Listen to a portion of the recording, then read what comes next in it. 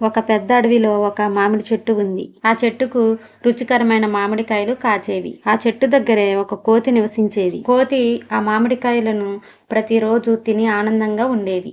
ఒకరోజు ఆ కోతి మామిడికాయలు తింటూ ఉండగా ఒక కాకి అక్కడికి వచ్చి ఇలా అంది, కోతి సోదరా, ఆ మామిడికాయలు చాలా రుచిగా కనిపిస్తున్నాయి. నాకు మామిడికాయ ఇస్తావా?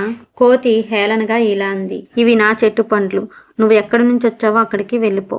కాకి కోపంతో ఒక పథకం వేసింది. అది దూరంగా వెళ్లి తన స్నేహితులతో కలిసి తిరిగి వచ్చింది. కాకి స్నేహితులన్నీ కలిసి కోతిని భయపెట్టేందుకు గట్టిగా అరవటం మొదలుపెట్టాయి. కోతి ఆ శబ్దానికి భయపడి చెట్టుపై నుండి కిందకి దూకింది. కోతి కిందకి దూకిన తర్వాత కాకులు మామిడికాయలను తిన్నాయి.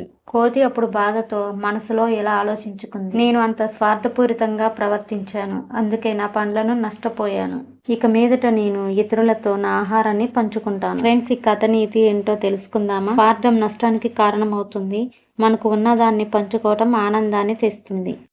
ఒక అడవిలో ఒక చిన్న కుందేలు ఉండేది. అది చాలా తెలివైనదే కాకుండా ఎల్లప్పుడూ ఆటలతో కాలం గడిపేది.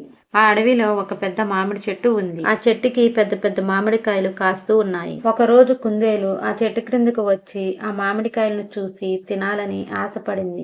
చెట్టుపైకి ఎక్కేందుకు ప్రయత్నించింది. చెట్టు చాలా ఎత్తుగా ఉండటం వల్ల అది ఎక్కలేకపోయింది. ఇప్పుడు కుందేలు ఒక పథకం ఆలోచించింది. ఆ చెట్టుకి దగ్గరలో ఒక కోతి ఉండేది. కుందేలు కోతిని పిలిచి ఇలా చెప్పింది, అయ్యో కోతి అన్న, నాకు పై చెట్టు మీద ఉన్న మామిడికాయలు కావాలి, కానీ నేను ఎక్కలేకపోతున్నాను. నువ్వు ఎక్కి నాకు ఆ కాయలు తెచ్చి ఇస్తావా? కోతి అంగీకరించి చెట్టుపైకి ఎక్కింది. అయితే కుందేలు మరొక పథకం వేసింది. కోతి చెట్టెక్కి కాయలను కోస్తుండగా కోతి కోసిన కాయలను కుందేలు దాచేసింది.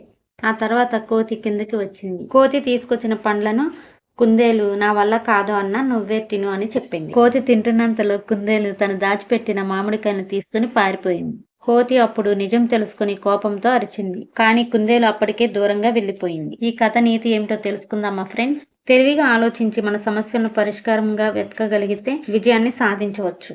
ఫ్రెండ్స్, మరిన్ని స్టోరీస్ కావాలనుకుంటే మన ఛానల్ని సబ్స్క్రైబ్ చేయండి, షేర్ చేయండి, లైక్ చేయండి. మరొక స్టోరీతో రేపు వచ్చేస్తాను. బాయ్.